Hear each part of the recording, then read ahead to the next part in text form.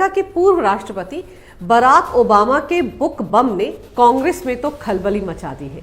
ऐसी खलबली की करीब 1.5 दशक पहले के उनके ऐसे काले कारनामे की पोल खोल कर रख दी है जिसे अब तक कांग्रेस छिपाती फिर रही थी।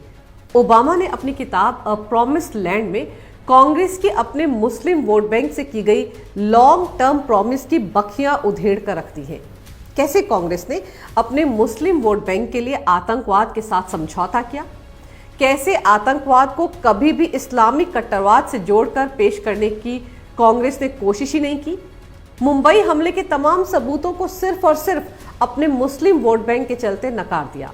कांग्रेस के इस पूरे खेल का ओबामा ने अपनी किताब में न सिर्फ पर्दाफाश किया है बल्कि उनके निशाने पर कांग्रेस अध्यक्ष सोनिया गांधी हैं।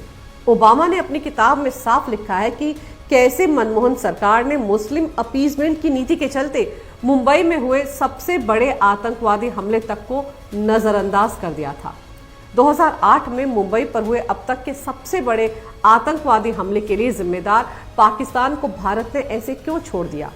क्यों पाकिस्तान पर हमला नहीं किया गया था? इस सवाल का जवाब अमेरिका के पूर्व राष्ट्रपति बराक ओबामा ने अपनी इस किताब अ प्रॉमिस्ड लैंड में दिया है। 26/11 के इस आतंकवादी हमले ने न सिर्फ पूरे देश को बल्कि दुनिया को हिलाकर रख दिया था। इस हमले को पाकिस्तान के आतंकवादी संगठन लश्कर-ए-तैयबा के 10 आतंकवादियों ने अंजाम दिया था, जो पाकिस्तान से समंदर के रास्ते मुंबई में दाखिल हुए थे। इस हमले में करीब 250 बेगुनाह लोग मारे गए थे, जबकि मुंबई पुलिस, एटीएस और एनएसजी के 11 जवान भी इस हमले में शहीद हुए थे। 12 साल पहले हुए इस हमले को पाकिस्तान ने बहुत ही सुनियोजित तरीके से अंजाम दिया था। हमले के दौरान इन आतंकवादियों को सैटेलाइट फोन पर पाकिस्तान में बैठे उनके आका लगातार गाइड भी कर रहे थे। हमले के तुरंत बाद भारतीय खुफिया एजेंसियों को इस बात के पुख्ता सबूत मिल गए थे कि इस हमले के पीछे पाकिस्तान की फौज और वहां की खुफिया एजेंसी ISI का भी हाथ था। इस पुख्ता जानकारी के पीछे हमले में जिंदा पकड़े गए एकमात्र आतंकवादी अजमल कसाब की तरफ से दिया गया इकबालिया बयान, कराची के कंट्रोल रूम में बैठे लश्कर-ए-तैयबा के आदमी और मुंबई हमलावरों के बीच पकड़ी गई कई घंटों की बातचीत थी।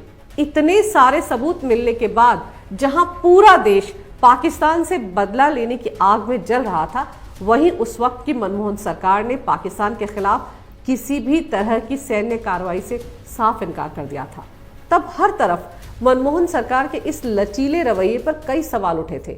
क्यों पाकिस्तान की इस बड़ी हिमाकत को भारत ने नजरअंदाज कर दिया?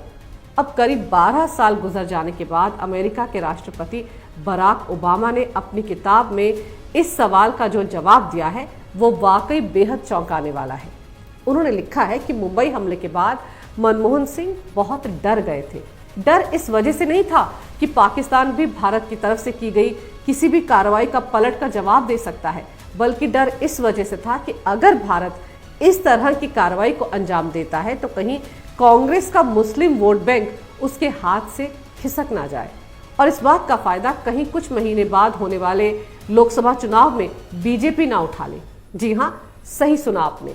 बराक ओबामा ने अपनी किताब में लिखा है कि सोनिया गांधी, जो कि उस वक्त यूपीए की चेयरपर्सन थी, उन्हें ये कतई गवारा नहीं था कि इस आतंकवादी हमले को इस्लामिक कट्टरवाद और पाकिस्तान के साथ जोड़कर पेश किया जाए। सोनिया गांधी पाकिस्तान पर किसी भी तरह की कार्रवाई करने के पक्ष में नहीं थी। उन्हें डर था कि ऐसा करने से कांग्रेस अपने मुस्लिम वोट बैंक से हाथ धो बैठेगी।